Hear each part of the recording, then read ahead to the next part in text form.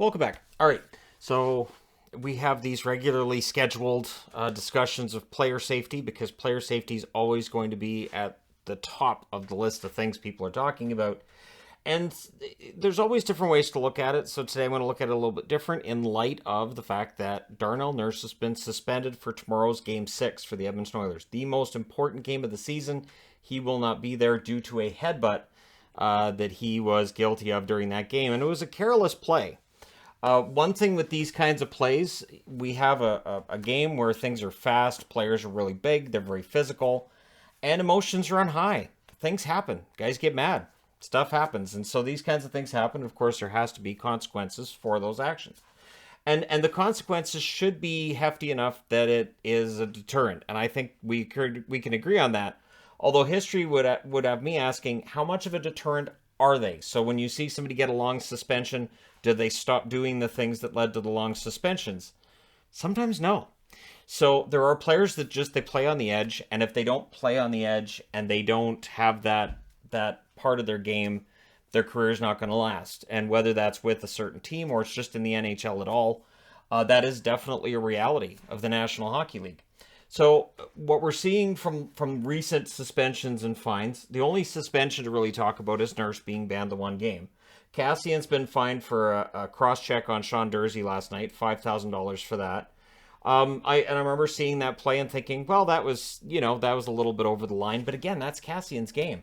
But the one that people are talking about, and so I'm going to go ahead and contrast it here, is Jamie Benn.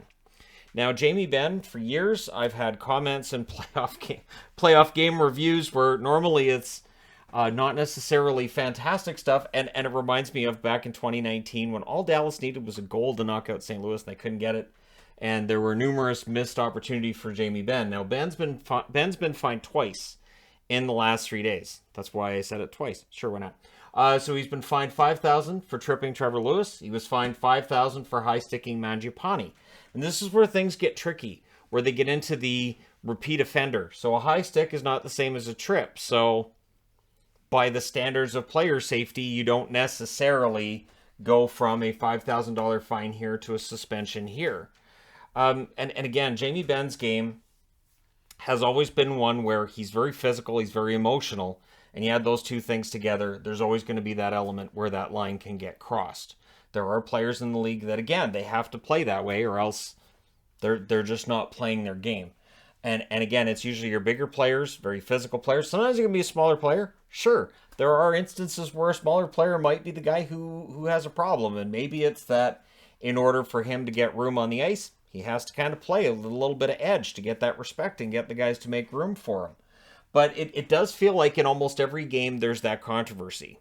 And one thing, and I've talked about this in videos before, that controversy to me sometimes is skewed towards two directions, and I think it's important to realize that it's two different things. There's missed calls. So there's instances where somebody does something that should be called, whether it's a high stick, it's interference. Interference is a tricky one. There's times where guys collide with one another, and you can ask the question of, shouldn't that have been interference on that guy because he didn't get out? Like, there are times where it's kind of, it's on the edge. And there are times where something gets missed, whether it's a high stick, whatever it is. And then after the game, because it's a missed penalty and the fan base will be upset, the next day when the Department of Player Safety doesn't say anything about it, immediately it's, well, what about this?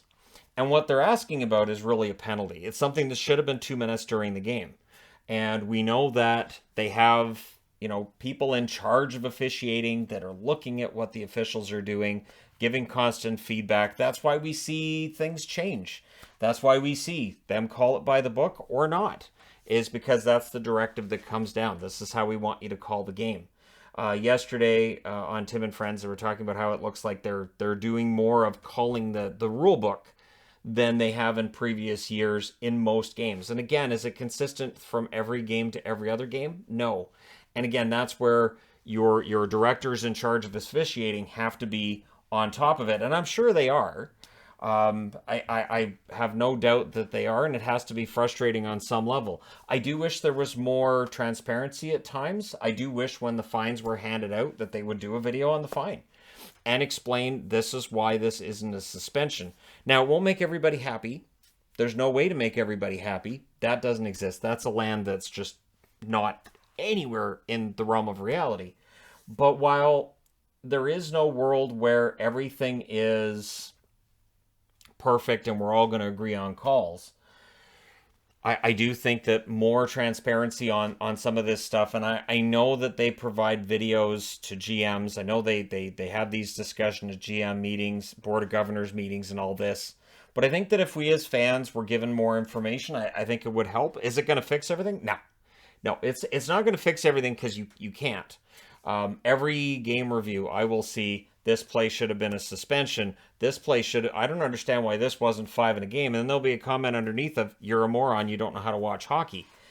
So that's where we're at. We as fans do not agree with one another. That's normal. You're going to have some tinted glasses towards your own team in all likelihood. There are times where I see that as well. And I think that's natural. You're protective of players on the teams you cheer for or team you cheer for if you're one of these who believes you only have one team to cheer for. And so it makes some sense, right? Where you see a player that's on a team you cheer for get hurt. You want to see the guy who hurt him pay some sort of a price. And again, sometimes it's just a missed call. Sometimes it should have been a boarding call for 2 minutes. Sometimes, yeah, it's bad and it should be a suspension. There's head hits that haven't been followed up on in these playoffs that I've been surprised by. To be honest, I've been surprised where they'll call 2 minutes for a check to the head, and I'm thinking, okay, so as far as I know, every time there's a check to the head penalty, it goes to Department of Player Safety, and I think, okay, so Department of Player Safety will have to do something here, and then nothing will happen. And again, I mean, you would end up with endless posts by them. So this happened last night. This is why we didn't suspend it. But I don't know, maybe have like once a week where you'll put together a video of, say, 3 minutes, 3.5, of incidents that take place that weren't worthy of a suspension or a fine, and just explain it. I think for fans, I think that would help. Again, it's not going to make everybody happy, but when we see Nurse getting suspended for a game, and I don't think anybody's going to say he shouldn't have been suspended for the headbutt. It was reckless and just not the smartest move you can make there. But for people who think that Jamie Benn plays over the line and they should be more than just fines, I think it would make sense to get a video on that and to get some kind of clarity. We've seen interviews here and there. I know there was the George Peros interview earlier this year. But it was a lot of softball questions, and it was a lot of... It just didn't feel like we got that in-depth look into it that I think we as fans would like to have. Obviously, we're not going to get everybody to agree with their decisions, but at least have some more transparency on them would be nice. But I don't think we get it. And again, I'm right there with people. When I do the reviews, though, I try to keep that out of it. That's why I always just leave it with, we'll see what Department of Player Safety says. Because when the channel was starting up, there were times I'd see something in-game and say, well, that should be a suspension, and nothing would happen. Or a suspension would happen for something that I saw in real time and thought, well, yeah, that's a penalty, but I don't think it's a suspension. So I've been as in the dark as anybody else. So that's why when I do reviews now, I don't really get into what I think is a suspension and how bad it should be and all that. And then, of course, there's that line you got to ride too, where if you're talking about it, you could get labeled as a hater. It might be, hey, so you're talking about this that Ben thing should be a suspension. Well, why should that be? You really hate the Stars, don't you? So there's that side of it as well. That line that I've kind of got to keep an eye on for myself too, because there's times where I'll get upset with a play and then I'll think about it and go, I'm probably upset because that happened to a player that I cheer for, so I'm just going to back off and leave it, and we'll see if anything happens. So I don't think there'll be anybody necessarily happier after watching this video, but by all means, you guys can let me know your thoughts in the comment section below as always. Don't forget to hit like and subscribe if you're browsing your way through, you just happened upon this video. Thank you guys so much for watching, for all your support. I will talk to you again soon.